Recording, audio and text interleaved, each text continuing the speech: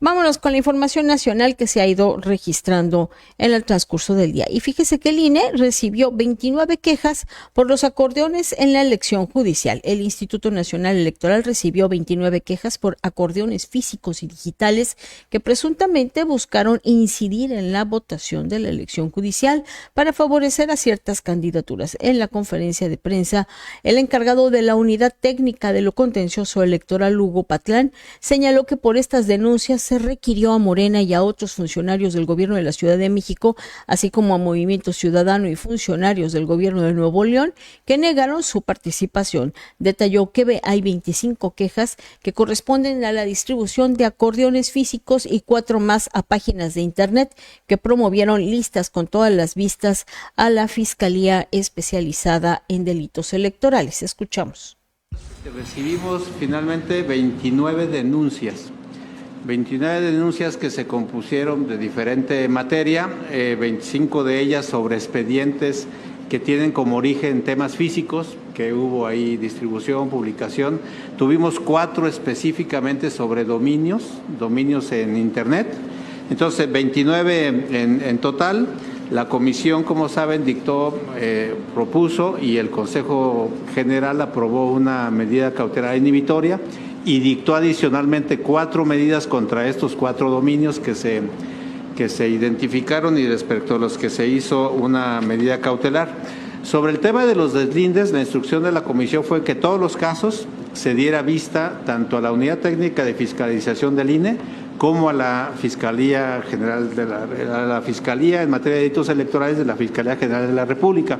Entonces, en todos esos supuestos se dio vista a ambas instancias y en particular se fueron recibiendo de manera individual 77 deslindes de personas candidatas y candidatos que aparecían en alguno o que se veían reflejados en algunos de estos llamados acordeón, comparecieron al instituto para deslindarse de su participación y también en todos esos casos de manera individual se dio vista tanto a la unidad de fiscalización como a la unidad, como a la FICEL en la Procuraduría General de la República, la Fiscalía General.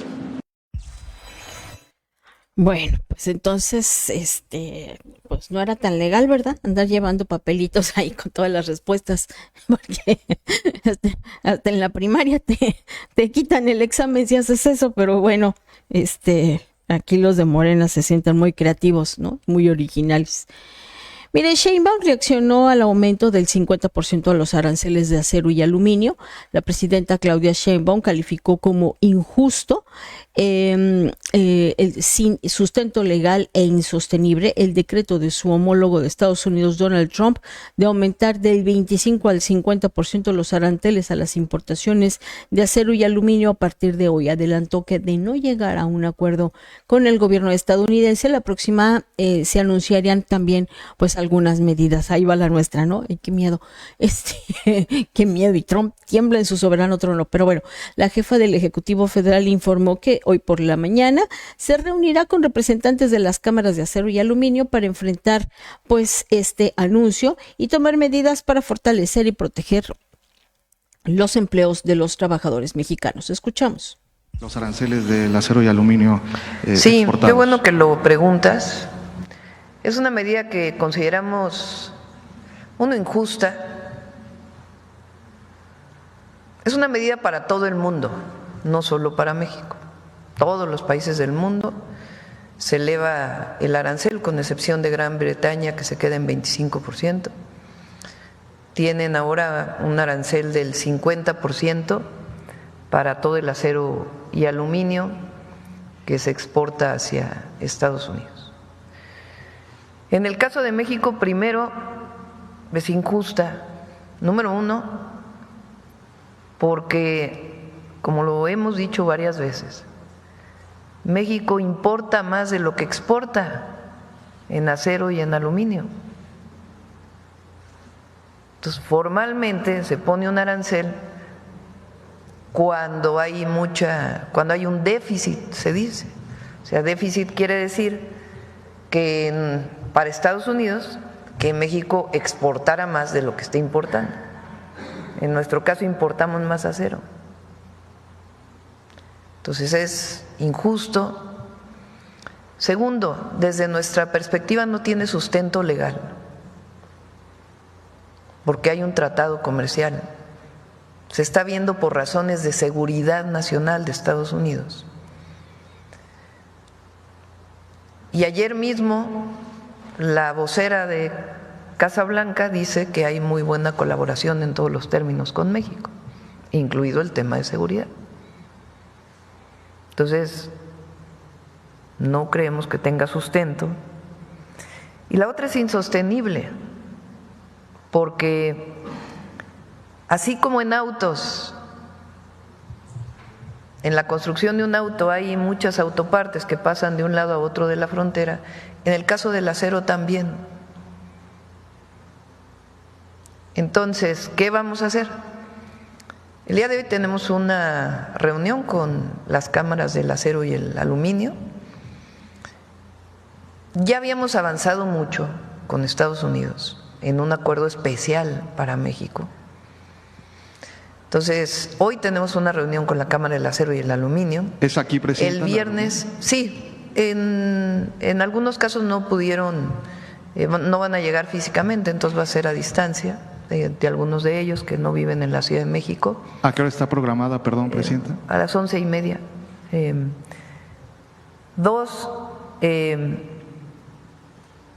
El secretario de Economía, Marcelo, tiene una reunión tanto con el secretario de Tratados Comerciales como con el secretario de Comercio en Estados Unidos. Y si no hay un acuerdo, pues ya nosotros estaríamos anunciando la próxima semana. Porque nuestra responsabilidad, primero, es proteger el empleo a las y los trabajadores mexicanos. Y segundo, pues a la industria del acero. 50% de aranceles, pues.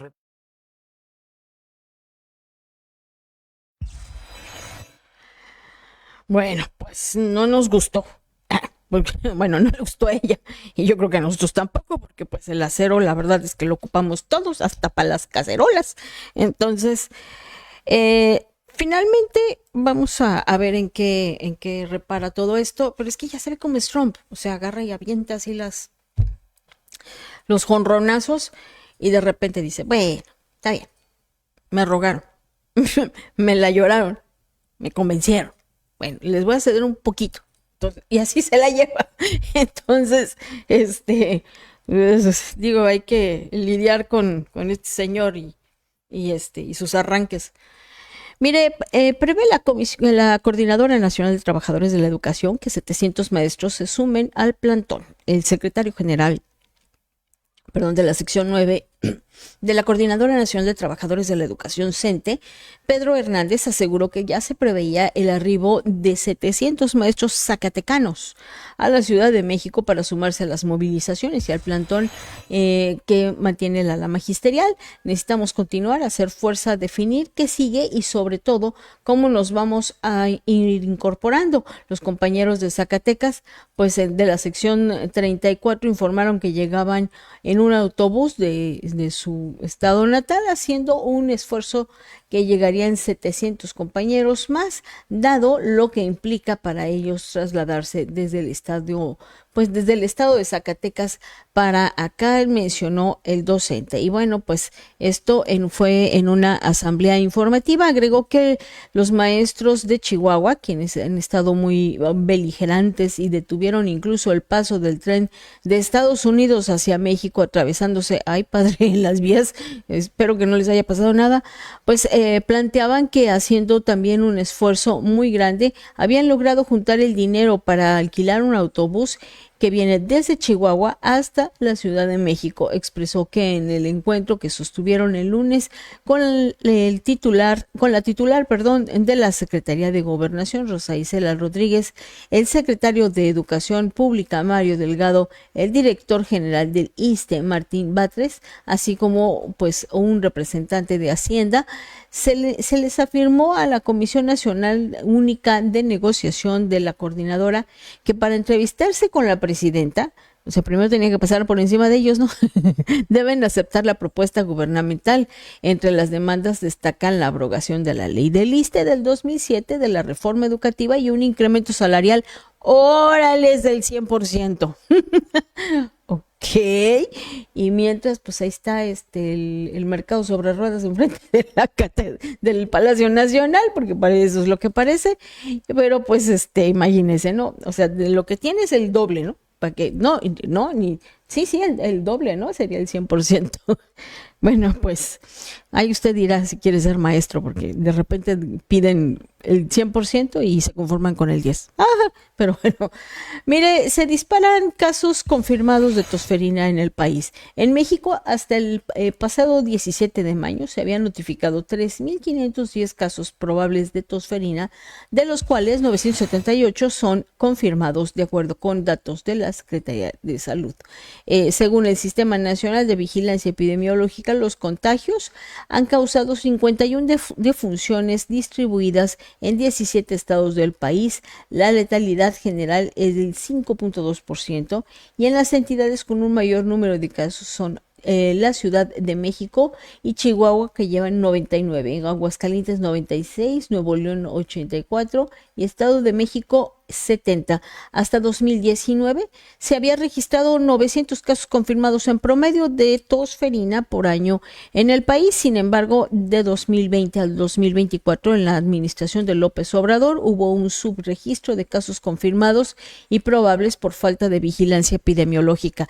No, hombre, pues en el gobierno de Andrés Manuel la salud fue del nivel de Dinamarca. Eso no pasó aquí en México.